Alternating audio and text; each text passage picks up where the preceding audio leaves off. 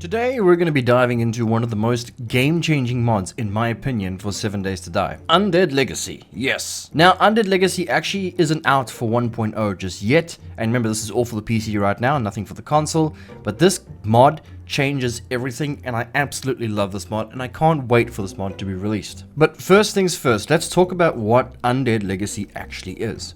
The Undead Legacy mod was actually created by a modder named Subquake. This mod completely overhauls 7 Days to Die, focusing on enhancing realism and reworking the loot and crafting systems and introducing a ton of quality of life improvements, not just small time tweaks. It's a full-on redesign that feels fresh, immersive, and rewarding. It's just completely changing. It's great. Undead Legacy slows down everything about the vanilla 7 Days to Die. It makes resource gathering and looting, crafting way more meaningful. It's still 7 Days to Die we all love, okay, nothing to worry about, but with much stronger survival vibe to it, which is something I've always asked for with 7 Days to Die as a default, which we don't really get in my opinion. Right now with 7 Days to Die, I think it's a little too easy, and it's not very survival game challenge, it's more zombie survival challenge. There's a big difference. But one of the first things you'll notice when you load up Undead Legacy is a massive improvement to crafting and inventory systems.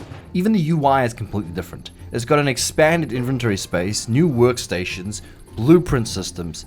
It's just changed everything. Now with the blueprint systems, instead of unlocking everything instantly, you'll often need blueprints to craft advanced items. This makes looting POIs even more rewarding because every blueprint you find brings you closer to better gear and better tools. The blueprint system in Undead Legacy, I love it, man. I don't know how you guys think about it if you played Undead Legacy before in the older alphas. I really like that idea. Another thing which makes base building even 10 times better, because now with the vanilla 7 Days to Die, you build a box base, you got your crafting stations in there, it all fits. You don't have to worry about building extra rooms. If you build an extra room, it's more for aesthetic than anything else, but with Undead Legacy, you actually need a pretty big base to put all your new crafting stations.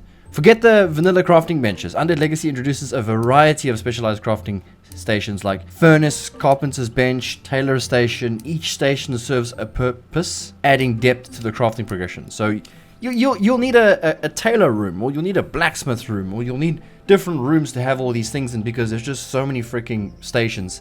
And that's one of the things that I think in Conan Exiles, for instance, has the same thing, is that you need such a big base to put all your crafting stations. Some people don't like this, some people like this. It's completely up to you, but I love it. And we gotta talk about the vehicles in the game. I don't know how Subquake has done it, but the vehicles that he's added to the mod is just so much better. It feels better, it sounds better, the vehicles have more weight to them.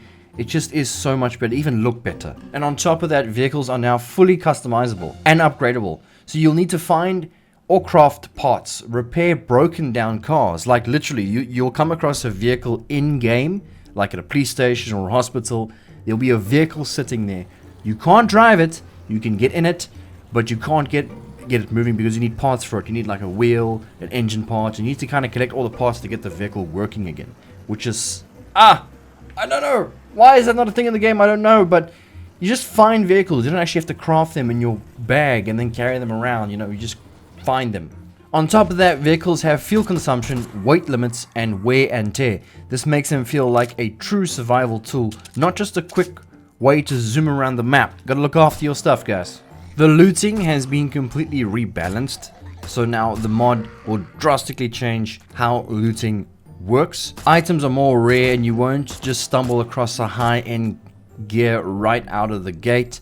You'll need to scavenge, craft, carefully plan how to upgrade your tools and weapons. This is slower, loot progression makes survival rewarding and hard fought. Every item you find matters. The thrill of discovering that one tool or weapon you've been hunting for is unmatched. I think that's one of the biggest things in survival games. When you come across a gun, it should be exciting. Not like, oh, look, another gun, which is currently how vanilla 7 Days to Die feels at the moment, in my opinion. So you ask yourself, why is Undead Legacy a game changer? It's pretty simple. It takes everything great about 7 Days to Die and refines it, adds depth, immersion, and new mechanics that make survival more meaningful, whether it's the weight-based system inventory, or expanded crafting system, or the reworked vehicles.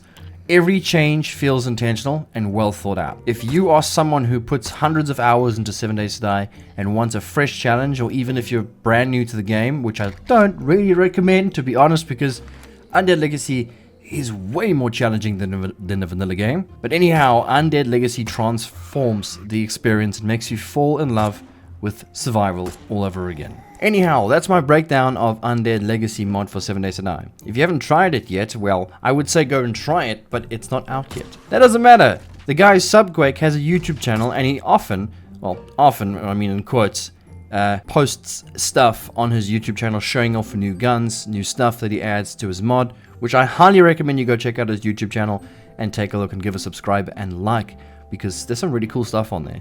You've probably seen a lot of that in my video today, but I've shown you guys from his channel. Please go check it out and give him some support and love. Let me know in the comments what you think about Undead Legacy, and if you've got any tips or favorite features from a mod, like Darkness Falls, or what is your favorite mod in 7 Days to Die? I'd like to hear it down below. If you enjoyed the video, don't forget to hit the like and subscribe for more 7 Days to Die content. And ring that notification bell and don't miss out what's coming next, because there's a lot more, especially in the new year, guys. Thanks for watching, and I'll see you guys in the next video. Stay safe out there.